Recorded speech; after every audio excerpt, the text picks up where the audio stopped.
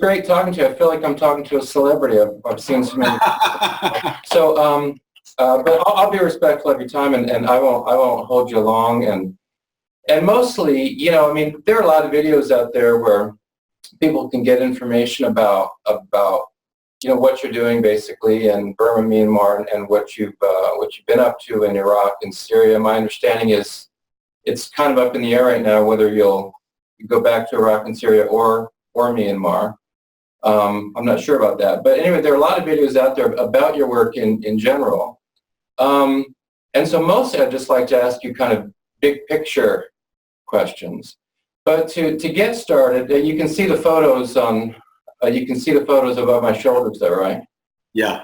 And so the one photo I believe is, correct me if I'm wrong, but I think that, you know, your participation in the battle for Mosul, I think, was it 2016? 2016 and 2017. Yeah, Mosul. Yeah. So I think, you know, my impression is that that's the event that really attracted a lot of attention, international attention. And then on the other side is a photo of you in Burma, or would you prefer Burma or Myanmar? Does it matter? It doesn't matter. We normally use Burma because that's what the people we work with use, but either one is good. Well, let's stick with Burma then. Well, then just to get started, and then we'll go big picture. But if you could just, when you look at these two photos, what are the things that first come to mind? You know, pick whichever one you want to start with. What first comes to your mind when you see these photos here? Well, Preston, can I pray? Yeah, please do. First, that's a cool name. My grandmother lived on Preston Road. Oh, really? Dallas, Texas. Yeah, I always thought about it as cowboy. Oh. Yeah, I know that road. We lived in Dallas for 3 years, so. Wow. Great. Cool. Well, Lord Jesus, please lead us. And thanks for Preston. In your name, amen. Amen. Well, first, I think you're pretty perceptive. You said you don't know whether we're going to go to Iraq or Syria or Burma next. We don't know either. Okay. Yeah. We really don't. Probably more than any other time in the last 5 years, we don't know. And it was very clear during the Battle of Mosul that we needed to be there. And so I would just be in Mosul 2-3 months. I'd go back to Thailand or Burma for a team leader meeting or something I really had to do for maybe 1 week. I'd come right back and just did that till the battle was over, mostly staying about 9 months in Mosul. And then afterwards, the final battles against the physical caliphate of ISIS in Syria, it's just constantly there. I was just there for 4 months, but with a little couple-week break in between. Yeah. And coming out on this most recent trip, I really don't know where God has us. I feel in my heart I need to spend more time back in Burma. We have 90 teams there, and I've been mostly in the Middle East. So the teams function pretty well. Our staff is wonderful. And my prayer is, Lord, where am I the most useful now? How can I help my teams the most? And I feel I need to spend a little more time in Burma. But it's really up to God. And he guides us. Normally as a team, we offer up our prayers and say, Lord, please guide us together as a family and team. So I'm not sure. But we don't know. The second one is when I look at those photos, I thought, wow, you know what you're doing. Or maybe you know something, because those people are close to my heart. And when I look at them,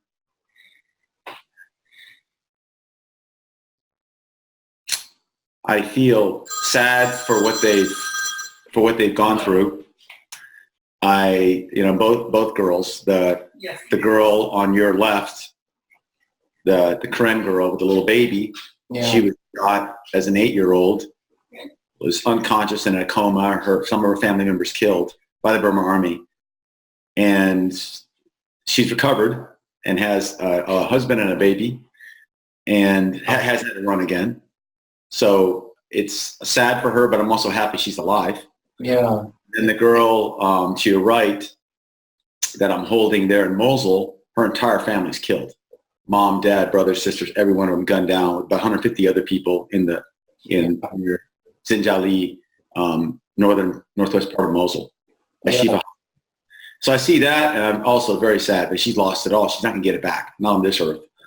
And yet I also feel similar to this girl's, that girl's. Wow, there's a happy ending or a happy next step in that she's got a new life, and she's got a grandmother who loves her and got an aunt who loves her down near Diyala, near Baghdad, and she's smiling now. So both are sad stories that I believe God brought good from, and we got to be part of that. That's what I feel when I see those photos. That's history right there. Yeah, it's amazing. It's an amazing story. I've been attending a Korean church here in Arkansas and working on the language a little bit, and they've been helping me with that. And I was there for a Mother's Day service, and I didn't understand what was being said when they were talking about mothers and appreciating mothers. But there was one young woman in particular who I saw. It was obviously was very, very sad and very moved. And I don't know the story, but given what's been going on in Burma for decades now, I can imagine. This is, I don't know if this is an answerable question, but what is the point of this relentless war that the government of Burma has been waging on the ethnic minorities? I mean, not long ago, as you know, we were hearing all about the Rohingya, and it was almost like a moral fad that, we're upset about the Rohingya, and certainly there's a lot to be upset about. But as I was learning about your work, I didn't know that the Karen and the Karenni and the Kachin and other people, they've been under pressure for decades. But I had no idea. What's the point of what's been going on over there from the point of view of the Burmese government? If you sat down with the government official and said, what's the point of this? Do you have any idea what they would say? Well, what they would say and what the point is are maybe similar than dissimilar. I think what they would say is, we want stability for our country. And what that means is everyone is under their control. Yeah. No one would probably argue with stability, but what they mean by it is all the ethnic peoples and every Burman people under their control. Burma is 40% made up of ethnic minority groups, almost half of these different groups. And the Burma government wants to control them. These ethnic groups historically have been more or less autonomous.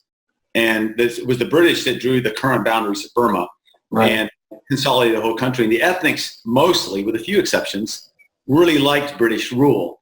They said, England is our father because they bring justice and law. It doesn't matter what your skin color is. You all count the same. Sure. America, our mother, they brought the gospel.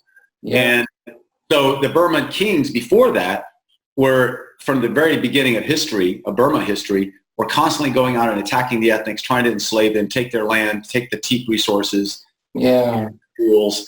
And so it was this constant war, and the British put an end to that. But after World War II, during World War II, the Japanese came. The British fought the Japanese. The Burmans joined the Japanese and to fight the British, and the ethnics joined the British. After it was over, the Burmans got the country and excluded the ethnics, and in 1949 started a war with the ethnics saying, listen, you guys need to know your place. You're under us. And the ethnics fought back. And it's the longest running civil war in the world right now, 70 years. Yeah. Why are they doing it? I think one is greed. They want the resources the ethnics have. Second is pride and power. We're more important. They call the hill people monkeys or worms. And wait. Don't think that little time the British were here made you equal to us. You're not equal to us. And one Burman general has said the only time you'll ever see the Quran again in the future is in a museum. We're going to finish it. So, wow. Pride, greed, hate, and then fear, because as they have killed ethnic people fight back. Yeah. And that means Burmese soldiers have been lost, so that makes people afraid and it makes them angry again. Yeah. I think there's also something invisible. I think there's the power of evil and the demonic. It doesn't matter where you are in the world. If you get involved in war and you don't have a good cause and you don't keep your heart clean, you can become pretty evil. And in Burma, many of the leaders call on evil spirits, on the occult to help them. And so I think in some ways they're blind to the amount of evil they're involved in because it's something invisible and bigger than them. And that's Satan and his power. And I think that's something we can't necessarily measure, but I see it and I feel it. And I think it's behind what's going on in Burma and it makes it worse. But so demonic, pride, fear, greed, racism, hate, These are the reasons. And the ethnics haven't given up. And now more resources have been found. Uranium, more gems, rubies, jade, teak, other hardwoods, hydro possibilities. That makes the growing population of Burma more dependent on what the ethnics have, and it makes the leaders of Burma more desirous of it. So the fight continues. Yeah, the fight continues, and it occurs to me that it's it's a contemporary it's a contemporary element of an ancient story. You run through the list of what you just said: pride, greed, hate, evil. This stuff is ancient.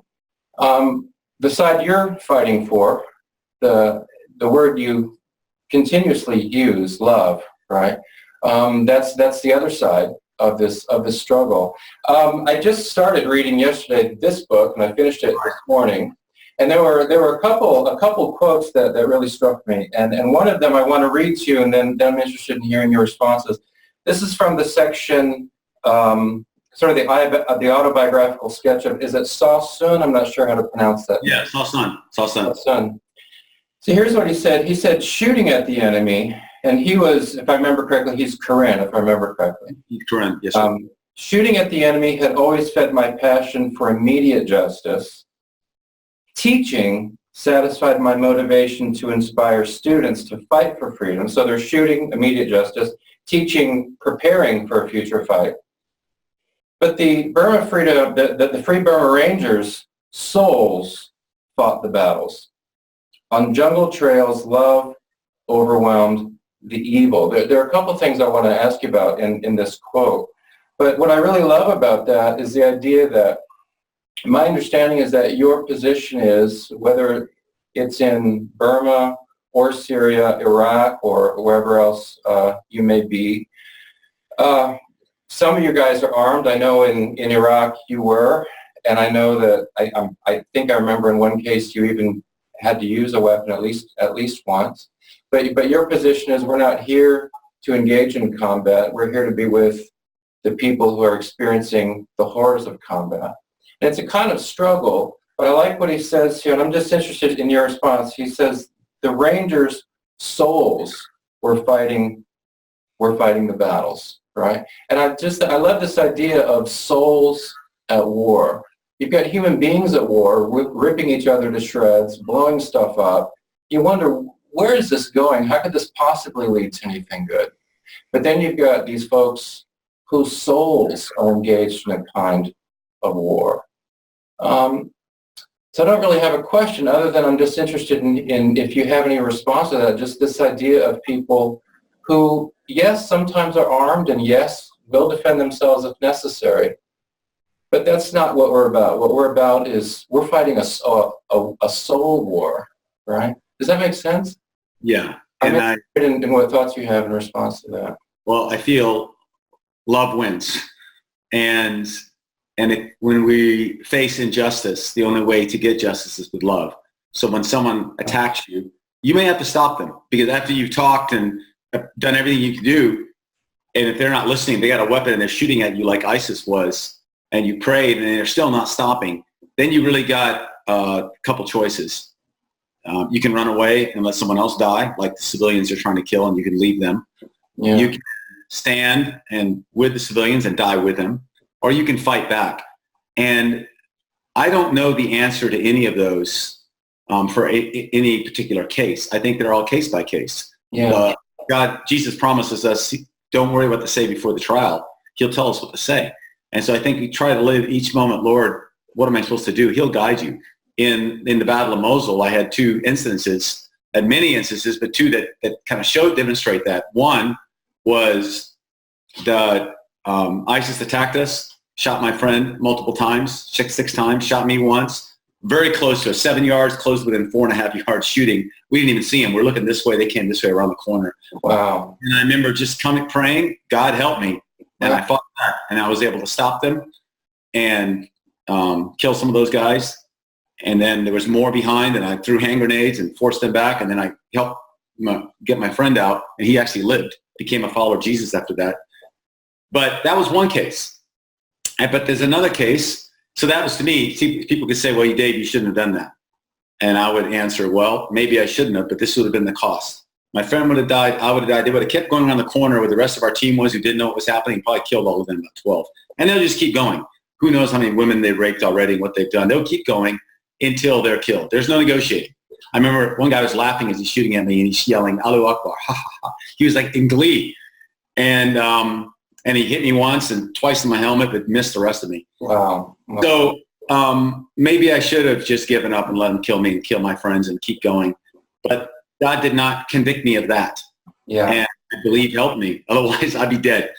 So that's just my opinion. And I have peace in my heart about it. It doesn't mean I'm pure. It's not at all. That's still God's child.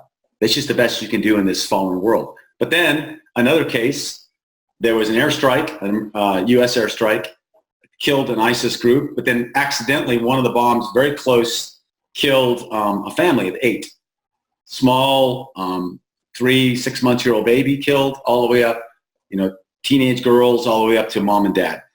And they were pulled out of the rubble except for the tiny baby. You could smell the baby, but you couldn't. It's just under literally tons of a 2-story building collapsed on it. Wow. Got the bodies out, and everybody's moaning and wailing and crying. And I walked up on that scene, and my translator said, "Dave, don't go there, man. They'll kill you. You're an American. Americans just did this." And I prayed. I had an AK-47. I put it down. I took off all my equipment. I had my Glock. I stuck it down back on my shirt and hid it. And I prayed, and I thought, no, I'm an ambassador of Jesus, man. I got to go up there. So I walk up there, and they look at me, and they look at me right away with like, you're part of the group that killed my family. And I said, I'm American. I'm so sorry what happened. Please forgive me. Please forgive my people. Please forgive that pilot. He probably has kids. I'm sure he didn't want to kill a family. It was an accident. And I'm so sorry. Please accept my apology on behalf of my people. And they looked at me, and I prayed what to do, and I finally said, that's all I got, but I can give you one more thing. And I got on my knees, and I said, I got a pistol in the back of my shirt. You can pull it out and shoot me. I will not stop you. If that's what it takes for you to feel there's justice, I'm giving you my life. Wow. I didn't know what they do, but I was serious about it. I would not fight. I just let them kill me. And the older brother looked at me, and he reached down and picked me up and lifted me up, big dude. And he started crying, and he said, we will never kill you. You're our family now. And we became family with that group of people. Later on, I put a playground in the honor of those kids. Yeah. And gave them some money to help and tried to get more help from our government for them. So those are 2 different responses to in life, to danger. And I think each one of us has to ask God what we should do. And the line of good and evil, I believe, like Alexander Solzhenitsyn said, is not between countries and people and groups, but it's in our human heart. So even if you're fighting on the right side, you yourself, what are your motives? Why'd you do this? And I learned it's particularly in the Battle of Mosul, when a little kid was killed next to me, and I wanted justice for this kid, and I wanted to go after ISIS and kill them all, every one of them, till they're done. Because I couldn't live with myself anymore. That could have been my kid.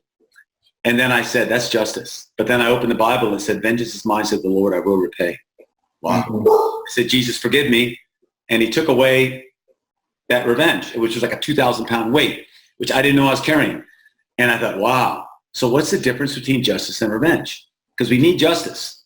And I thought that's what I was going for. This little kid was killed. I think the difference is love.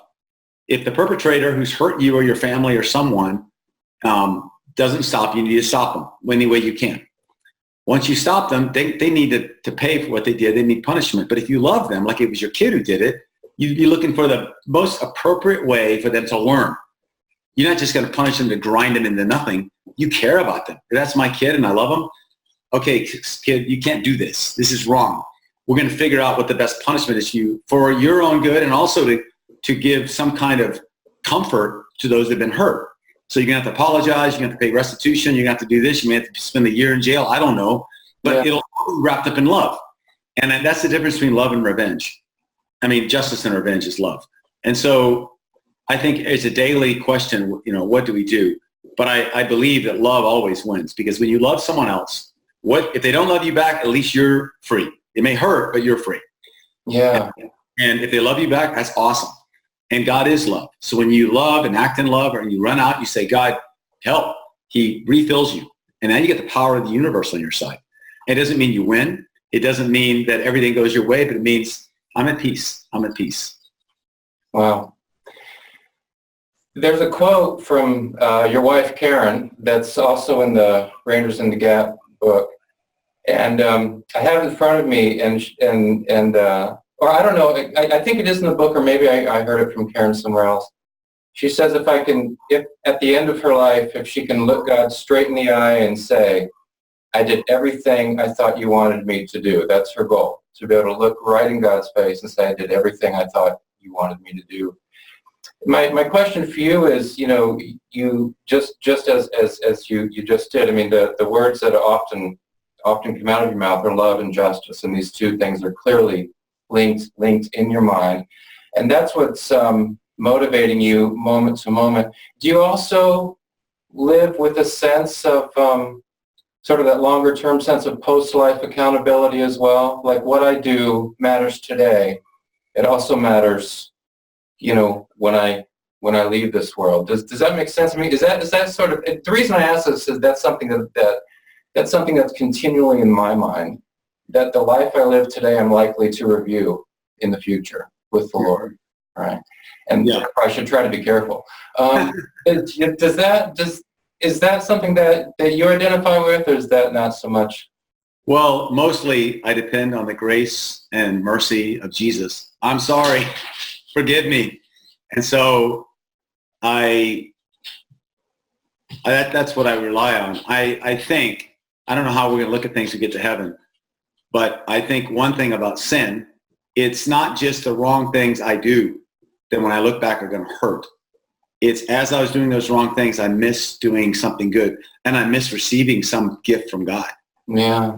One of my friends today, the worst thing in hell, if you go to hell, will be not, oh, I did all these terrible things. It's, God had all these great things for me, and I just walked away. What are you thinking, man? That's like tragic. Yeah. And so I think they work together. I think when you do wrong, it's not just the wrong things you do that hurt yourself and others. It's you miss doing something good, and you miss a present. You miss a gift. When you do good, you get the gift of that, and you miss the bad things that were going to happen to you. It sounds very simple. No, and I don't know why it's hard, but I don't think we're that different than the Burma Army. We have these temptations inside us to take what's not ours, to be better than somebody else, to put someone in their place and make us higher. And then when they hurt us, we're mad and we're afraid. In a small sense, we all have the same struggle. So having said that, it sounds easy, but I still sin. I still am selfish. I still am pride. I still get afraid at the wrong times. Yeah. And the only thing I can say about that is, Lord Jesus, I woke up this morning just saying, Jesus, help me. Help me today be and do how you want me to be and do, because I need your help. I'm not going to do it well alone. And that's what I have experienced, the supernatural power of Jesus. That's what we need. We need a supernatural God, not some little God. Like a friend of mine said that AA now has something that says something like believing in the God that you understand. And my friend said, and the point of that is leaving people freedom to believe, as they like, which is I agree with. But he said, if you got a God you understand, you got the wrong God, man. It's not God then, because we can't really understand God. Why is there suffering? Why is there death? Why does injustice go on? So and so and so.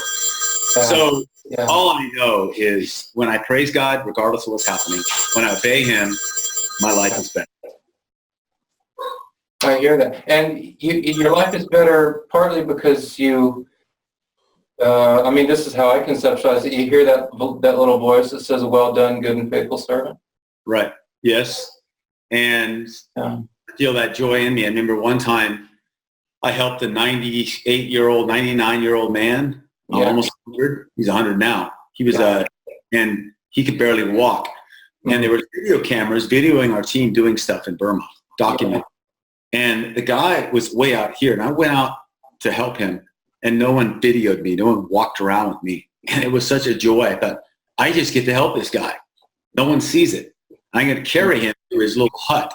And it was fun. It was just free feeling of, wow, I'm doing something good just for love. That's fun. It's helpful for him. It's helpful for me. We're in this together. And this is a guy. He was a World War II veteran. He was a Canadian Ranger that fought with the OSS 101 in Burma. and he came up and salute me. So yeah, those are the feelings like, well, that feels good to do something just for good, not for credit, not for anything of your own. Just, I think that's how God made things. It works. I hear you, and I not all the time. I mean, sometimes, as you know much better than I do, sometimes doing the right thing, it can be difficult and excruciating. But perhaps after the fact, you look back on it. You look at that image of you with that little girl, and for the folks who don't know the context, I mean, she's surrounded by dead bodies, right? There had been a massacre, and they're shooting the whole time. Yeah, and I mean, I heard you say in one of the interviews you did, I mean, your assumption was you weren't going to survive this event, trying to get her. So I don't imagine that in the moment this was a particularly fun event. But as there are good feelings associated with this. But I imagine as you look at that photo, there must be a certain feeling. That was the right thing to do, Gratitude. I remember when I had her, there were bullets all around. One of my guys got shot during that. There were 7 kids, right? Ephraim. In the morning, there were 7 kids, and that was the only kid left. I mean, when I first looked down that street, there were 7 kids alive, including like a 2-year-old and a 3-year-old toddler walking. They were one by one shot in the head. She only stayed alive long enough for us to do the rescue because she's hiding under a dead mom, and the ISIS couldn't get the angle on her, couldn't see her. So. I remember as we got up to the point where I could see the Humvees and I'd get them to come and get me, I was pretty sure we're going to make it now. Not 100%, but probably going to make it. And I remember thinking, wow, God, I got to be part of this. And then when our Humvee came out, we jumped in, bullets are hitting it. We drive back, only had to go about 40 yards to get out of the line of fire. And I was overcome with gratitude. God, I got to be part of saving a life. Just part. Yeah. Without the American smoke, we couldn't do it. Without the Iraqi tank, we couldn't do it. With our whole team, we couldn't do it. And without people praying for us, we couldn't do it. Without the Iraqi generals that befriended us at the beginning of the battle a year ago, that gave us all this access, we couldn't do it. So we're just one of many involved in this. We got to be part of it. Yeah. And like, wow, thank you, Lord. Yeah, it makes me feel, both cases, very grateful. Doing the right thing is good for us. Right. So here's a particular question. I just have a couple more questions. Again, I want to be respectful of your time. I heard in an interview you did recently with a fellow from France, I think, and you were quoting that famous bit from Chariots of Fire, where Eric's little sister wants him to go immediately to China, and he says, "Look, I want to go to the Olympics, and when I run, I feel God's pleasure." It's a beautiful scene. But, people look at that, and I think most folks look at that and say, sprinting for 400 yards actually doesn't feel very pleasant. You know what I mean? Now, as a runner, I can identify with that. But most people say, gosh, sprinting 400 yards sounds horrible. You're describing something that is, so much more extreme than what, just about everybody can imagine, except, combat veterans.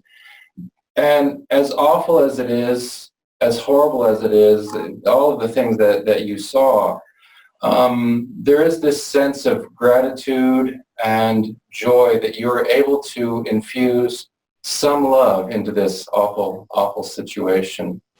I'm wondering, what it is, what particular gifts you think the Lord has given you that made this possible? Because obviously this is a pretty unusual thing, right? I mean, there aren't many folks doing this sort of thing. And I was reading this book, and it was interesting to see, you wanted to be in the Army or in Special Forces. So clearly you have certain gifts and capacities that you were born with that the Lord has used in this way. But what would you say some of those are, some of those particular gifts and capacities that the Lord has really used in this special way? Well, God's gift of mercy enabled me to do this kind of work in spite of my sins, in spite of my selfishness, in spite of many mistakes. in the past and the present, and unfortunately probably some in the future. I hope there are less. But in spite of all my weaknesses, God keeps using us. And it's like the parable of the talents. It's not how many talents do you have. You just don't put it under a rock and put it all out there.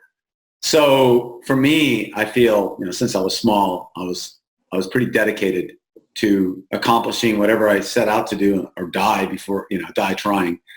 And so dedicated, committed, very competitive. These things all help in war. A lot of endurance and then discipline to work myself. You're a runner.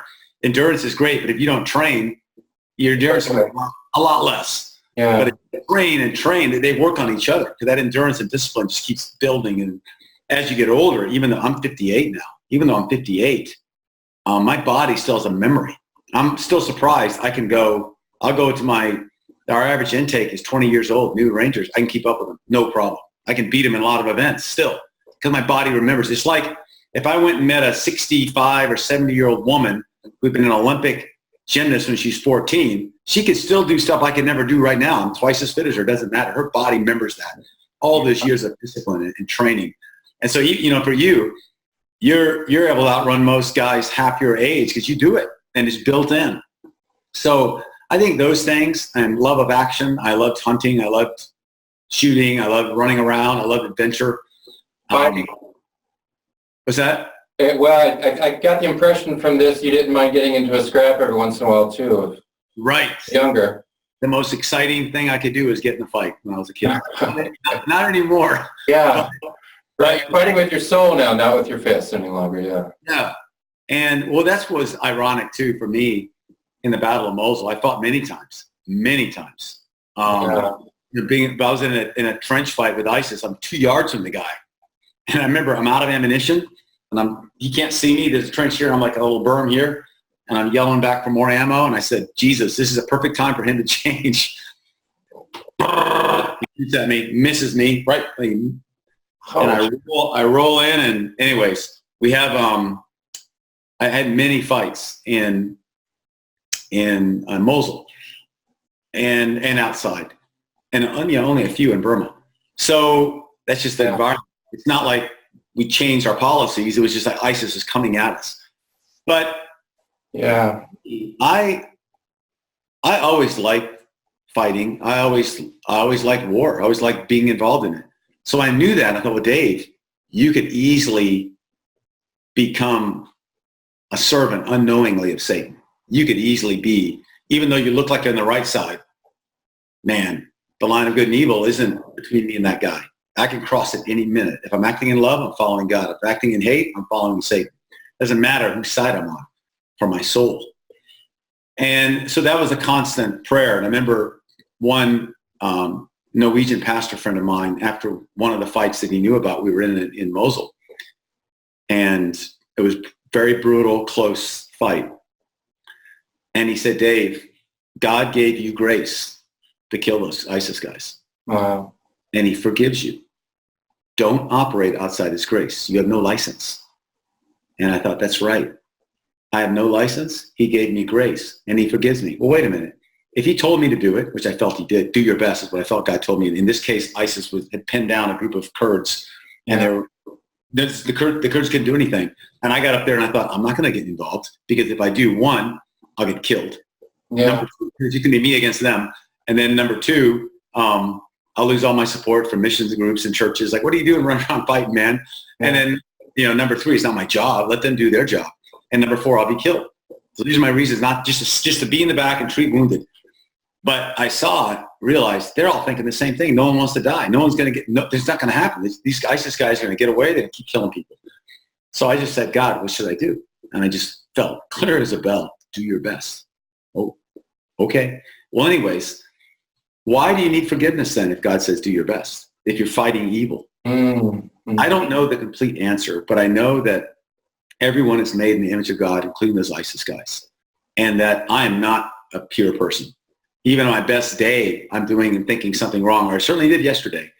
And so I'm not the instrument of God's wrath. I'm not the avenging angel. I'm just a little sinful human and trying to do God's will. So sometimes it seems that this is the best we can do to stop this evil, not only for the sake of our friends and ourselves, but even for that ISIS guy.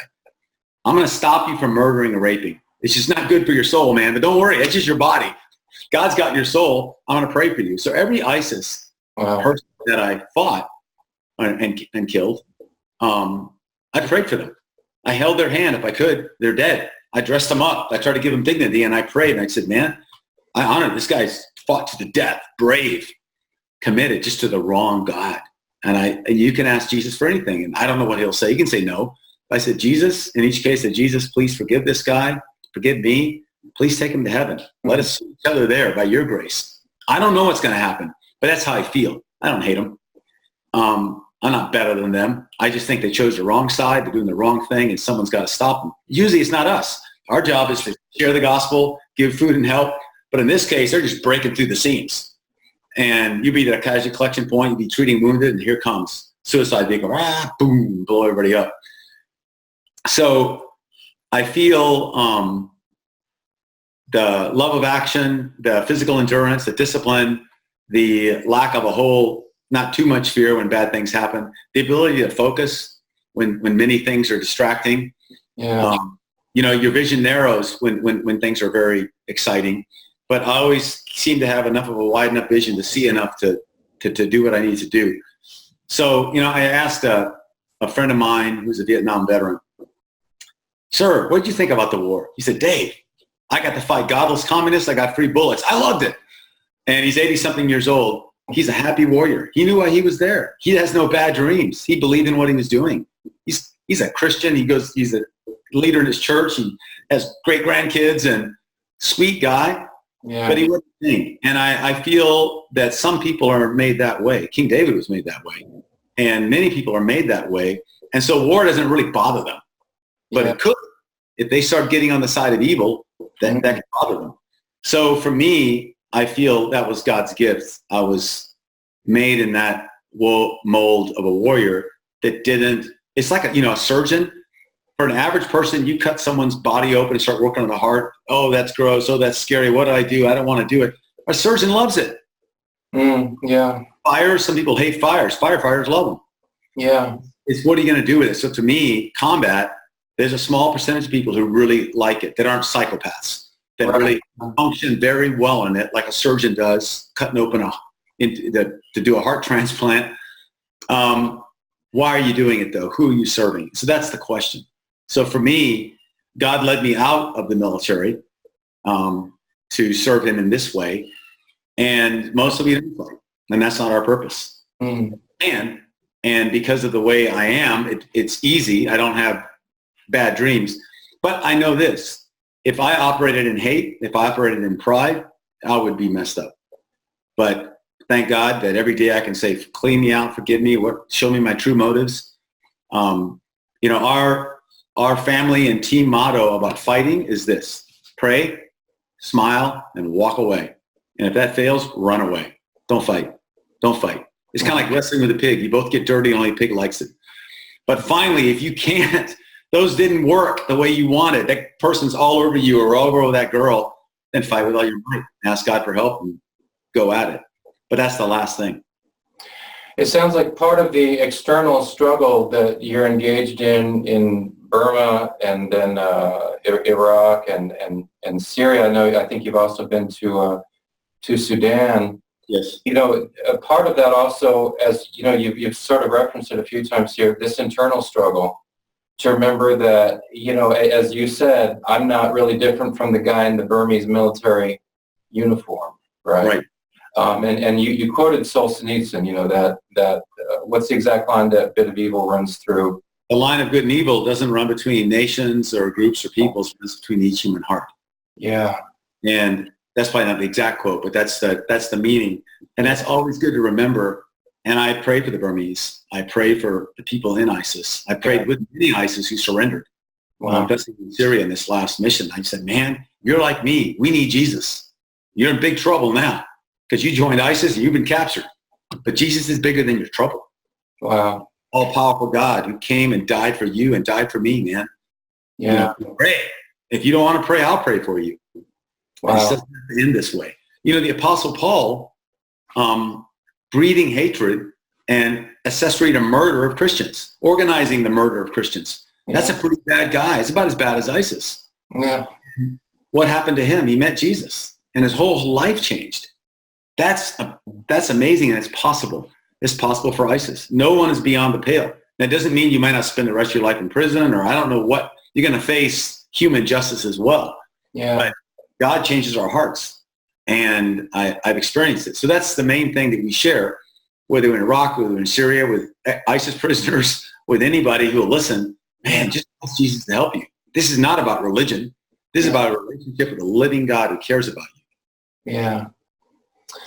Now I know, by the way, I noticed, I read in the book that a Burmese father, I think, asked you to name his child, and you named it Alexander Solzhenitsyn, I think. Yeah, yeah.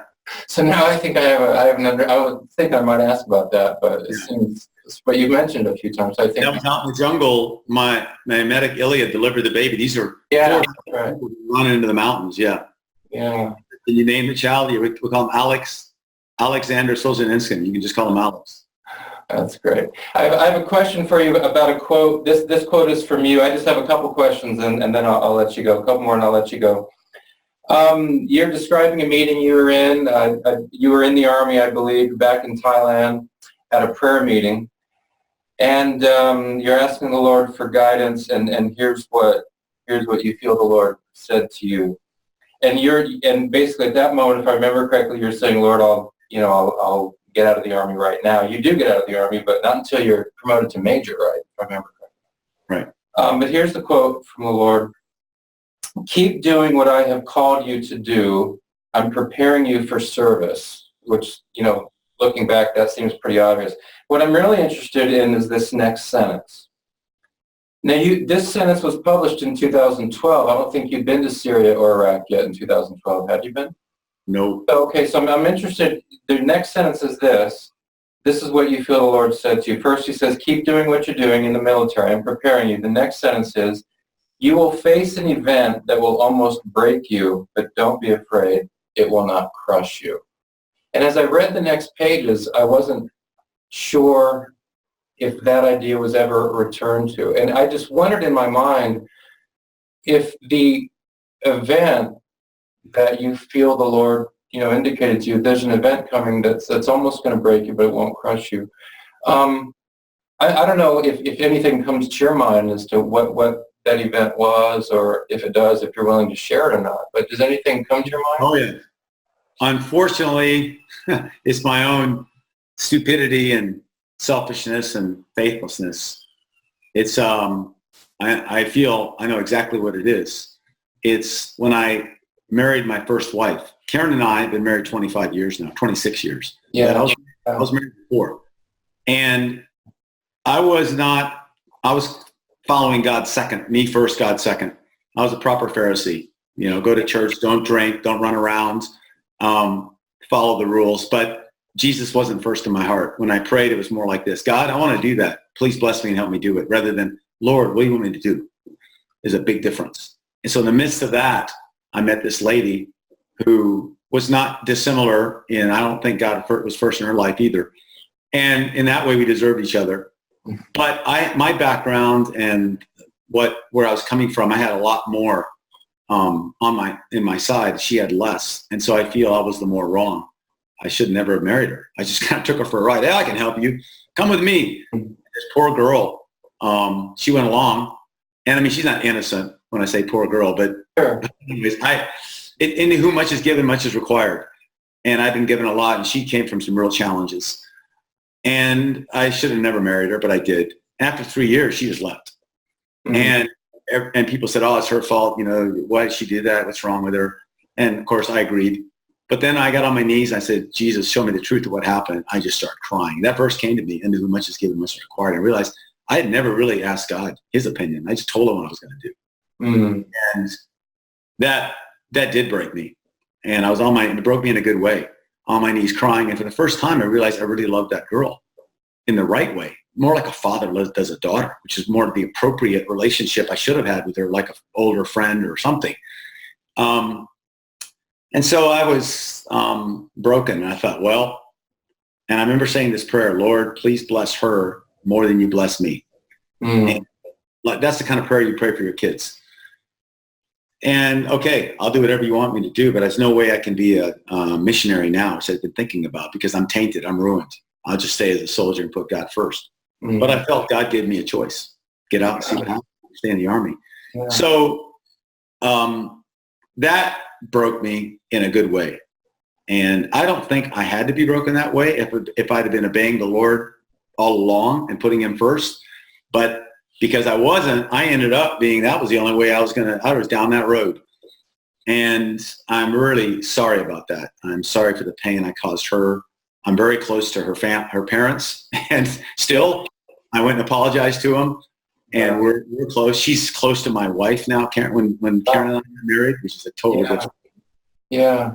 Do you think this experience is one of the things that helps you to be compassionate towards, folks who are the designated enemy, because you have a sense of the point's been made a couple times in this discussion that we all are broken, and some of us are more obviously broken than others, and at different stages of our lives we're more obviously broken than others. But it's easy to see the brokenness in the other person. It's really hard to see, well, how am I messed up? But you have this sense of something that could have gone better had you done things differently. You didn't do things differently. Things didn't go well. Do you think that's one of the things that helps you say things that a lot of folks are going to have a hard time understanding, like, love the ISIS guy, love the Burmese soldier? I think I didn't have to have that experience to do that. Right. Jesus could have done that to my heart just by me asking him and obeying him. But I didn't ask and obey him, so I went off the cliff. But I'd say yes, that's definitely made a difference. It humbled me. Like, whoa, man, you're a loser, dude, and you don't know how to do this.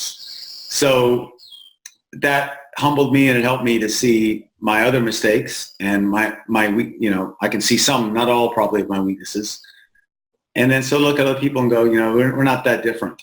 And I've been given a lot. Maybe they came from even a worse place, with worse parents and terrible environment. Doesn't mean they're innocent. They're not innocent. They're guilty. But how do they get guilty? It makes a difference. And can they get out of it? Yeah. Everybody can change. And so, again, that doesn't stop you from arresting somebody or maybe having to shoot somebody, but your motive is love the whole time, and realizing, man, we all need help, and God will give it, and it makes life fun. It enables us to start again, even when we've broken things. And that's a wonderful miracle. And we understand the gift of grace, or get some sense of what a tremendous gift that is. I have a last question for you. One of the common themes I noticed in the autobiographical sketches in this book, and then I also recently read Ephraim's book, City of Death. So I've read those two. And one of the common themes is a desire for meaning and purpose, right? This comes up again and again. When Ephraim gets out of the SEALs, it's, whatever good it is, it doesn't feel like it's serving some great purpose. And so he joins your work there, and he's the one who shot when you're rescuing that girl, right? Right. Of course, this is something pretty much everybody wants in life, is a sense of meaning and a sense of purpose. I wonder if you could just talk to my 20-year-old students for a minute. Because, of course, as they look ahead, they want to have lives of meaning and purpose. A lot of them are making, mistakes, as all of us do, thinking they can find meaning and purpose in getting so many likes on such and such social media platform. What would be your counsel to young folks who want to have meaningful, purposeful lives, and they're at that place in life where they're really getting started? What would you say to them? I think ask God for help. And very first, Lord, show me the truth of myself. Show me what I need to know. I don't think he's going to tell you all of it. He'll tell you enough for the next step. And be honest with myself. These are my weaknesses. These are my strengths. These are what I really love to do. These are the mistakes I made. Okay, Lord, forgive me those mistakes. Help me change my habits so I don't keep doing the same thing, and let me go for what I love. I think it's the first thing. Second, it kind of involved with the first. Jesus, help me. Give your life to Jesus. You're going to lose nothing good. You're only going to lose bad things following Jesus. You're not going to lose one cool thing. And then the next one, I think it's a quote from John Piper. I like it. It said, don't ask what the world needs. Ask what makes you come alive, because the world needs people who've come alive. So often we are tempted to sell out our dreams because it seems like we can't do it, or people think we're a fool, or what if we fail? Michael Jordan, great basketball player from before, he retired and came back and played, retired and came back to play multiple times. And one time an announcer on his third time back said, man, Michael didn't know when to quit. And the other announcer said, no, Michael's not afraid to fail. And many times in my life, I didn't do this thing or try that thing because I wouldn't look cool. I might fail and people think less of me. And that's just robbing yourself. So go and fail, man. Go and fail, lady. Just go for it. Say, but first, so you don't waste your time, Jesus, am I supposed to do this? Put it all on the altar. Everything, every motive, including the really embarrassing ones, put it up on the altar. He knows them anyways. It's good for your own brain. Another guy I like, M. Scott Peck, Christian psychologist, he said, mental health is reality at all costs. Reality at all costs, not fantasy, reality. It's mental health. So stick it all up there, the real stuff, even though it's bad. Stick it up there on his altar and say, Lord, I've given it all to you. What do you want me to do? He's going to give you back whatever it is. And that goes back to Eric Little's quote, God made me fast. I feel his pleasure when I run. You're going to know what that is and go. And God's way is no stoplights, no warning, no caution. To the right is a swamp of sin. We all know that's bad things. To the left is a swamp of things that our parents, our friends, Christians, the church wants us to do, but we don't want to do. That's not us. Don't go in that swamp either. They're both will get you lost and miserable. Yeah. But God's path for each of us has no caution signs. It's just how fast you want to go, how much faith you got. Do it. And so that'd be my advice, is go to the Lord, confess your sins, get the inventory, put it all on the altar, and then whatever he leaves there, whatever's still there, go. And then as you go, you will face many obstacles and many dangers and many setbacks. And you need to know at that time to be persistent. But you also need to know what's the difference between obsession and persistence. They're very close. And so for me, the only way I can know is when I say, Lord, I failed. I'm not getting this. I'm not getting this. I don't want to give up, but I also don't want to be owned by it. I want to be obsessive. So I'm going to make sure I'm going to give it back on the altar again, get my hands off it, and tell me how to keep my hands off it, and only give back to me what you want. And that answer will come in different ways, but if you make that honest transaction with God, it'll come back exactly what you need to do to be persistent. And he'll do the miracle to show you how to break through, and it won't own you. So I think that's at least what's worked in my life. Yeah. Well, Dave, thanks very much. I'll sign off for the interview part, and then I just have one thing to say after that. But to sign off here, I really appreciate you taking the time. I know you're busy in Alaska, doing all sorts of things up there. God bless you, and thanks. God bless you, and whoever watches this, in Jesus' name, you can trust him. Amen.